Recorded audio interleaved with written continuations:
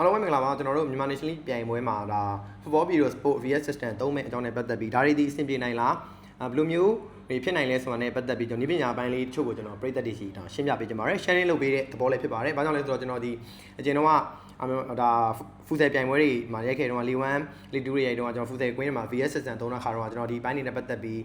းဒါပြုလုပ်ခဲ့ဘူးတယ်။ဒါတွေနဲ့ပတ်သက်တောင်းယူခဲ့ဘူးတော့ဒါလေးနဲ့ပတ်သက်ပြီးကျွန်တော်ရှင်းပြပေးကြပါမယ်။ဒီတော့ကျွန်တော်တို့National League မှာအခုကဒီနှစ်ကုန်ပိုင်းမှာဒီအခုစမှာပေါ့နှစ်ကုန်တော့ပြကျွန်တော်ဒီအခုရာသီစမှာ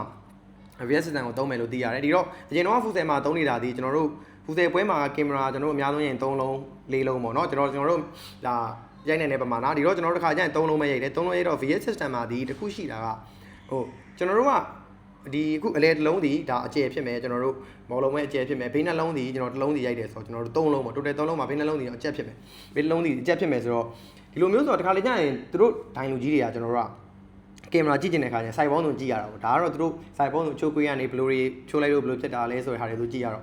တခါလေကျရင်အဲ့လိုပေါ့ကင်မရာက3လုံးနဲ့3လုံးတဲ့ကြောင့်လူကွယ်နေတာတို့ချို့သောအရာတွေကွယ်နေတာတို့တွေပါတယ်ကဖြစ်တတ်တယ်ဘာကြောင့်လဲဖူဆယ်ကကွင်းလဲနေနေရိုက်ကွေးစင်ရလဲတီးတန့်ကြီးရှိနေတာမဟုတ်ဘူးဖူဆယ်ကွင်းမှာအဲ့တော့အဲ့လိုပြဿနာလေးရှိတဲ့ခါကျရင်တခါလေကျရင်မပြနိုင်တာတွေရှိတယ်တခါလေကျတော့ဘာလဲဆိုတော့ကစားသမားတွေကနည်းနည်းလေဘာလဲဆိုတော့ကင်မရာကသူတို့ကိုရိုက်နေလားမရိုက်နေဘူးလားသူတို့ရှိမှရှိနေလားထောက်ထားလားဆိုတော့သူတို့သိတယ်ကင်မရာပြင်ပမှာဖြစ်သွားတဲ့အရာလေးတခါကျရင်ကျွန်တော်တို့ရိုက်ကူးရေးလုပ်နေတဲ့တွင်ကြုံရတယ်ပေါ့ကြုံရတဲ့ခါကျရင်ဒါတွေကိုကျွန်တော်တို့ဒီဘေးကနေပြီးတော့ကျွန်တော်တို့ဘယ်လိုပြောလဲဗျာနီးပြားနေပြီးတော့တော့ထောင်ပြီးတော့ VS ထောင်ပြီးရေးကြည့်နေတောင်းဆိုတဲ့ခါကျရင်ဒါလည်းကျွန်တော်တို့အဲ့လိုမျိုးပေါ့နော် error အဲ့လိုဖြစ်သွားလို့မပြနိုင်နေတာလေးတွေရှိတယ်ဒါအဲ့ချိန်ဘာပြတ်ဘာမှမိလဲဆိုဒီ wide လုံးမှာတော့မိနေတယ်ဒါပေမဲ့ wide လုံးဒီကျွန်တော်တို့အခြေဖြစ်တဲ့အတွက်ကြောင့်ကျွန်တော်တို့အဲ့ဒါကိုနီးကက်ချိန်ပြီးတော့လုံးဝရှင်းရှင်းလင်းမြင်ဖို့သာမဖြစ်နိုင်ဘူးပေါ့နော်အဲ့တခုကဒါကျွန်တော်ဖူဆယ်မှာရိုက်နေတဲ့အချိန်မှာ VS ကျွန်တော်တုံးတယ်ဒါလေးတွေတော့အားနဲ့ချက်လေးတွေတော့ဒါရှိတယ်ဒီတော့အခုချိန်မှာတော့ဘယ်လိုပုံစံနဲ့ရိုက်နေလဲတော့ကျွန်တော်မသိဘူးကျွန်တော်လည်းတိတ်ပြီးတော့ပြန်မကြည့်ပြဘူးအခုကျွန်တော်မြန်မာနိုင်ငံပြိုင်ပွဲမှာဒီ VS System သုံးမယ်ဆိုတော့ကျွန်တော်တွေးမိတာပေါ့နော်ကျွန်တော်တို့ရိုက်ကူးမဲ့မီဒီယာဖွဲ့ဆိုပြည်သက်တွေစဉ်းစားကြည့်ပါညီကိုတို့စဉ်းစားကြည့်မယ်ဆိုတော့ Forever Crew တို့ Skynet တို့ကျန်တဲ့အရာတွေဆိုပြကျန်တဲ့ K တို့ကျန်တဲ့ဟာတွေလာမလားပေါ့နော်သူတို့တွေလည်းရိုက်ကွေးလုံနိုင်တဲ့ Hey Play တို့ပဲလာမလားအဲ့တော့ဒီမှာဒီ VS System သုံးမယ်ဆိုကုန်ကြသေးသည်များမလားဆိုတော့ကင်မရာအလုံးကြီးအတွက်ဒီကျွန်တော်တို့ maybe ရမှာเนาะဒီခု VS System တခုမှာ9လုံးတော့သူတို့သုံးကြတယ်ကျွန်တော်ကွင်းလယ်မှာပါတယ်ပြီးရင်တခုရှိတာကွင်းလယ်မှာလဲဆန္ဒမှာတစ်လုံးရှိမယ်ပြီးရင်ကျွန်တော် size စီမှာတစ်လုံးစီရှိမယ်ပြီးတော့ကျွန်တော်ဂိုးနောက်စီမှာတစ်လုံးစီထားမလားဘယ်လိုပုံစံတိုက်ရိုက်ကွေးဖွဲ့တဲ့ plan တွေပဲသက်ဆိုင်နေပေါ့သူတို့တွေဘယ်လို plan တွေနဲ့ရိုက်ပြီး VS System ကိုကျွန်တော်မြန်မာနိုင်ငံမှာကျင့်သုံးကြမယ်ဒါကလည်းကျွန်တော်တို့အချက်တွေးတရားဖြစ်တယ်ဒီမှာဆိုကျွန်တော်တို့တခုရှိတာကတော့ဒီကျွန်တော်တို့ VAR system မှာဆိုတော့ VAR room တွေဘာတွေညာတွေနဲ့ကျွန်တော်တို့ပြီးရင်ဒီနီးပြအဖွဲ့တွေ VAR နီးပြတွေအကုန်လုံးပေါ့နော် VAR ဒိုင်တွေပေါ့နော် VAR ဒိုင်တွေအကုန်ရှိတယ်ဒီတော့အခု VS system မှာဆိုဘာလဲဆိုတော့ကျွန်တော်တို့ဒီ VAR လိုမျိုး screen ကိုထိုင်ကြည့်ပေးမယ်ဟိုမရှိဘူးပေါ့နော်လူမရှိဘူးဘလို့သူကဘလို့ system မျိုးလဲဆိုတော့ကျွန်တော်တို့အခုကျွန်တော်တို့ရိုက်ကွေးလုပ်နေတဲ့ operation အဖွဲ့ရှိရ operation ဒီလူကနေဒါကိုအခုကြည့်ပေးနေမယ်ဆိုရင်တော့မှသူကအရာအလုံးတုံ့ပြန်နေမှာမဟုတ်ဘူးသူကဘလို့မျိုးလဲဆိုတော့ကျွန်တော်တို့နီးပြတွေ record လုပ်တာနဲ့သက်ဆိုင်တယ်နီးပြတွေကအခုကွင်းထဲမှာဗျာကစားသမားတွေကလုံရင်းခန့်ရင်းနဲ့တယောက်ကတိုးလိုက်တာဖြစ်ဖြစ်ထိလိုက်တာဖြစ်ဖြစ်တယောက်ကလက်နဲ့ဘောလုံးကိုမတိမတာပုတ်လိုက်တာဖြစ်ဖြစ်ဒီလိုမျိုးရတွေမှာဒီဘက်ကတိသွားတယ်ဒီကစားသမားတွေကပြောလို့တိသွားရဆုံးဒီဘက်ဒီကွင်းဘေးကနေဒီပြပေါ့နော်ကျွန်တော်ဒီဟာကိုကြည့်ဖို့ကွင်းလည်နိုင်စီကိုတောင်းဆိုတယ်ဒီပြအဲ့ချိန်မှာကွင်းလည်နိုင်ကကြည့်တယ်ကြည့်တဲ့ခါကျရင်တေချာဝိုင်းတာကိုတော့ပြည်တယ်မော်တွေဘာတွေဒါကပ်ပြတင်ပြရဲဒီလိုမျိုးတွေဆုံးဖြတ်တယ် penalty ပေးတင်ပေးတယ်လူမျိုးအရာတွေမှာအသုံးပြုတယ်ဒါမဲ့ကျွန်တော်တို့ဖူဆယ်မှာဆိုကျွန်တော်ရဲခင်တော့ဗာလဲဆိုတော့ပထမချိန် fast check လုပ်တဲ့ချိန်မှာ 8VAR ဒီ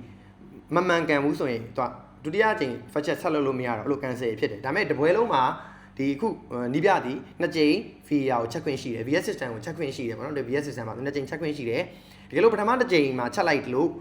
အဲ့တစ်ချိန်ဒီလွဲဝိုင်းဒုတိယချိန်ကို cancel လာမလို့အဲ့လိုပုံစံတွေတော့ရှိမယ်ထင်တယ်ဒီတော့ဒီမြန်မာနိုင်ငံလေးပြန်ရမှာဘယ်လိုပုံစံတွေနဲ့လာမလဲဆိုတာလည်းမစဉ်းစားတတ်ဘူးတခုရှိတာကတော့ကျွန်တော်တို့တကယ် VAR system မှာသုံးတဲ့ကင်မရာပေါင်းဒီအလုံး20ကျော်ဆယ်လုံး20ကျော်လောက်ရှိတယ်ပေါ့နော်တကယ်တာမန်ပွဲတွေမှာဆိုဒါတော့တကယ် VAR system မှာဆိုတော့ဒါကင်မရာ4လုံး5လုံးလောက်ပဲအဓိကအသုံးပြုရဆိုတော့ဘယ်လိုပုံစံဖြစ်လာမလဲအဓိကဒန်လီယိုကြီးရဲ့ဆုံးဖြတ်ချက်တစ်စိတ်တစ်ပိုင်းမှာတော့အကူအညီရရောက်နိုင်မယ်ခုနကကျွန်တော်ပြောသလိုရိုးကျွန်တော်တို့ချုပ်ပြိုင်ပွဲတွေကြည့်နေအောင်မှာ water data ဖြစ်နေတာဗျာအဲ့တော့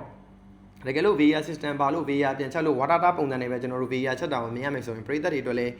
းစိတ်ကျဉ်တဲ့မှုရလက်တစ်ခုမပေးနိုင်ဘူးလို့ထင်တယ်တချို့သောအရာတွေမှာတော့ကောင်းနေလိမ့်မယ်တချို့သောအရာတွေမှာတော့အငင်းပွားဝယ်များသည့်ဆက်ရှိနေမယ်လို့ကျွန်တော်ကတော့ ထင်မြင်မိတယ်ဒါကျွန်တော်လုပ်ခဲ့တဲ့ချို့သောအရာပေါ့နော်ဒါဖူးတယ်မှာဆိုချို့သောပြည်ကဒိုင်လိုချက်လို့ဆုံးဖြတ်ချလိုက်ရင်တော့မှကစားမတွေကအချင်းများတာတော့အဲ့လိုပေါ့နော်မစားတော့ထွက်သွားတာတော့ဆိုတော့မူရာတွေကျွန်တော်တို့ကမြင်တွေ့ခဲ့ပြီးတော့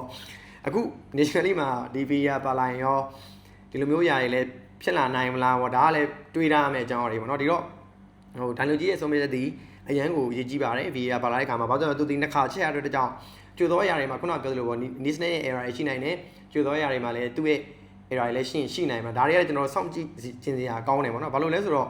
ကင်မရာပြန်ကြည့်တဲ့အခါမှာကျိုးသောအမြင်တွေကဝါးနေတဲ့ခါကျရင်သူတို့ရဲ့ဆုံးဖြတ်ချက်တွေဒီလေဘာလို့သူတယောက်တည်းကြည့်ရတာဟိုဒီ support တွေသူ့ကို run နေကနေ VR လိုမျိုး run နေကနေဒါဒီလိုစိုက်ပေါင်းစုံပြပြီးတိုင်ပင်နေမဲ့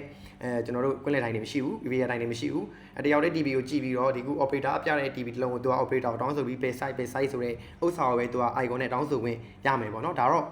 ဒီတော့ဒီ national league မှာသုံးမယ်ဆိုညီကိုတော့ဘယ်လိုထင်မြင်မိလဲညီကိုရဲ့အမြင်တွေကိုလည်းသုံးသပ်ခဲ့လို့ရတယ်ပို့ပြီးတော့အဆင်ပြေလာမယ်ထင်လားဘယ်လိုပြဿနာတွေထပ်ဖြစ်လာနိုင်အောင်မယ်လို့မျှော်လင့်မိသေးလဲပြီးတော့တေချာတစ်ခုကတော့ဒါနည်းနည်းလေးချုံးမွေလာမယ်လို့တော့ထင်တယ်တခုရှိတာကလည်းခုနလိုပြဿနာတွေကလည်းမဖြစ်လာဘူးလို့လည်းပြောလို့မရဘူးဒါတွေကလည်းထည့်သွင်းစားမယ်အချက်ထဲမှာပါမယ်လို့ထင်တယ်ဒီတော့ရိုက်ကူးအဖွဲ့တွေနဲ့ပို့ပြီးကင်မရာကောင်းကောင်းတွေကျွန်တော်တို့ပို့လို့ရတယ်တကယ်ရိုက်မယ်ဆိုရင်တကယ်ကင်မရာကောင်းကောင်းတွေလိုတယ်system ကောင်းကောင်းတွေအသုံးပြုဖို့လိုတယ်ဒါမှတကယ်ဒီဟာကို support ပေးနိုင်မယ်လို့ထင်မြင်မိပါတယ်ညီကိုရဲ့အမြင်တွေလည်းသုံးသပ်ပေးခဲ့လို့ရပါတယ်တချို့ပေးခဲ့တဲ့တယောက်ချင်းစီတိုင်းကိုလည်းကျေးဇူးအများကြီးတင်ပါတယ်